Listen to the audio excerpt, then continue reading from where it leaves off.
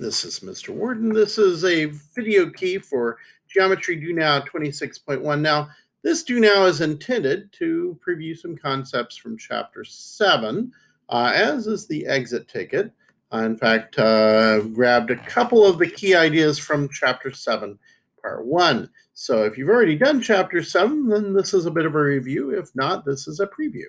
So you probably already know that a triangle adds up to 180 degrees. But let's prove that's true.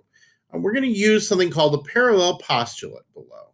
So we're assuming that this dashed line is parallel to BC. How can we use that to prove that this triangle has 180 degrees? So key things, we're going to propose an approach using the parallel lines and the measure of a straight angle that would prove a triangle has 180 degrees. And here's the formal statement. Proof of Theorem 42. By the parallel postulate, there exists exactly one line through point A that is parallel to BC. So the figure can look like this. Okay. Now, Theorem 42, not sure if I included it in here, but Theorem 42 simply is stating that the measure of the angles interior to a triangle adds up to 180 degrees. You're familiar with Theorem 42. You just may not have known it was a theorem. So the first thing we can do is we can establish that the line that goes through A, the dashed line, I should say, makes a straight angle.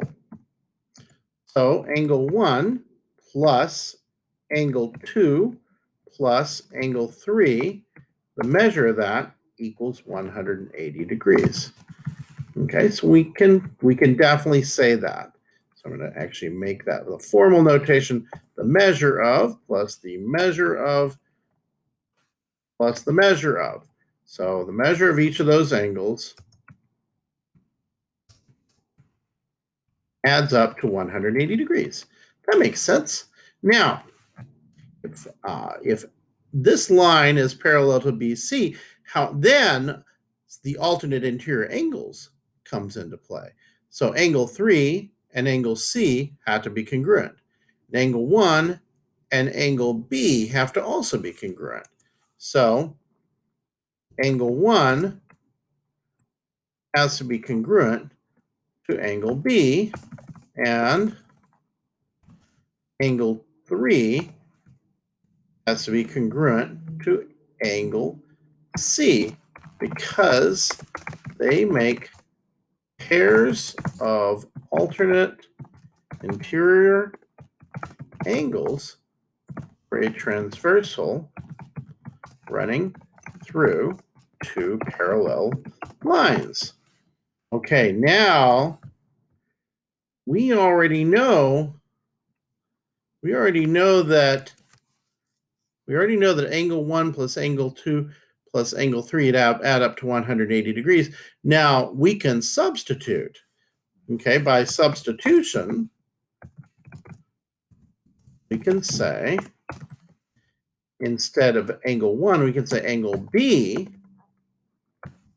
plus, I should say, the measure of angle B plus the measure of angle 2, which is an angle interior to the triangle, plus the measure of angle C equals 180 degrees, because angle B and angle 1 are equivalents and angle C and angle 3 are equivalents. Then we can just substitute. And there we have proven that this triangle has 180 degrees. I will label that a little bit so you can be a little more clear. So that has to be congruent to that. And this has to be congruent to this because of alternate interior angles. I'll make that a little clearer with a little mark here and a mark here. So these lines are parallel. And so these are alternate interior angles. And these are also alternate interior angles. And so if, oops, that was not how I intended to do that. Okay. So if Wow, now I can't really erase that very easily, but I will try. Okay, let's see if I can do this. There we go. Okay, now, so if this adds up to 180 degrees, then this plus this plus this also has to add up to 180 degrees. All right, I'm going to go ahead and finish typing that in. So measure of angle B plus the measure of angle 2 plus the measure of angle C equals 180 degrees. Okay, so now let's take a look at the next one down here. Now that you've confirmed that a triangle can be proven to contain 180 degrees, how can we prove that an exterior angle is equal to the sum of the measures of the remote angles? Those are the angles that are opposite to it in a triangle. Why would this apply only to triangles? So first of all, we got a definition. The exterior angle of a polygon is an angle that is adjacent and supplementary to an interior angle of a polygon. So this right here would be an exterior angle. It is adjacent and supplementary to this interior angle of this three-sided polygon known as a triangle. So angle 1 plus angle F, or DFE, adds up to 180 degrees. So Theorem 43 only applies to triangles. The measure of the exterior angle of a triangle is equal to the sum of the measures of the remote interior angles. So we need to prove that the measure of angle 1 equals the measure of angle D plus the measure of angle E. And we've got this annoying little feature, not a bug, that I had to fix really quickly. And I have magically fixed it through the power of editing. Okay, so the exterior angle, we've talked about that. Theorem 43. So the measure of the exterior angle of a triangle is equal to the sum of the measures of these two remote angles. So this is the exterior angle. These are the remote angles. So how are we going to work that out? Well, we know that this plus this equals 180 degrees. So we can say the measure of angle F, actually probably should call it DFE, plus the measure of angle E plus the measure of angle E equals 180 degrees.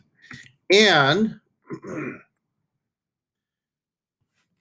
we know that measure of angle 1 plus the measure of angle DEF. So measure of angle DEF plus the measure of angle 1 also equals 180 degrees because it makes a straight angle.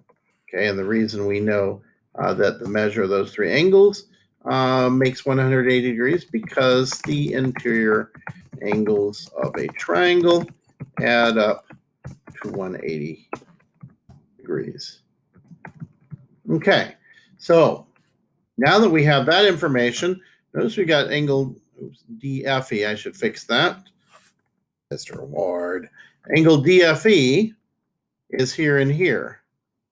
So that tells me that the measure of angle 1 has to be equivalent to the measure of angle E plus angle D. I'll fix that there.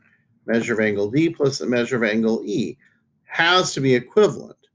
Okay, because if I subtract this from, if I remove this, it's going to be 180 minus that on both sides. So this right here can be substituted for this.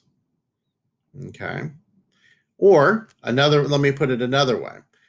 Because these both equal 180, we can pull a trick out of substitution from systems of equations. We can take this equation here and this equation. So I'm going to say this equation here, put it here. We got that equation. It equals 180. And this equation also equals 180. So if that's true, they both equal each other. And then I can subtract the measure of angle DFE from this side, and I'll subtract it from this side of angle DFE here, and I end up with simply the measure of angle 1 equals here the measure of angle D plus the measure of angle E. And that is what there is to it. So I'm going to pull that closer together, and that is what it equals. So we've just demonstrated that the exterior angle is equivalent or congruent to the sum or equal to the sum of the measures of the remote angles. I hope that was helpful.